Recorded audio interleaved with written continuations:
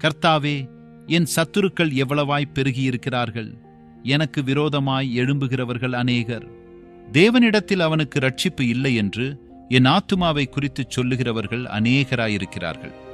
ஆனாலும் கர்த்தாவே, நீர் என் கேடகமும் என் மகிமையும் என் தலையை உயர்த்துகிறவருமாயிருக்கிறீர். நான் கர்த்தரை நோக்கிச் சத்தமிட்டு கூப்பிட்டேன். அவர் தமது பரிசுத்த பர்வதத்திலிருந்து எனக்கு செவி கொடுத்தார். நான் படுத்து நித்திரை செய்தேன், விழித்துக் கொண்டேன். கர்த்தர் என்னை தாங்குகிறார். எனக்கு விரோதமாகச் சுற்றிலும் படையெடுத்து வருகிற 10,000 பேருக்கும் நான் பயப்படேன். கர்த்தாவே, எழுந்தருளும். என் தேவனே, என்னை ரட்சியும். நீர் என் பகைஞர் எல்லாரையும் தாடையிலே அடித்து துன்மார்க்கருடைய பற்களை தகர்த்து போட்டீர். ரட்சிப்பு கர்த்தருடையது. தேவரீருடைய ஆசீர்வாதம் உம்முடைய ஜனத்தின் மேல் இருப்பதாக.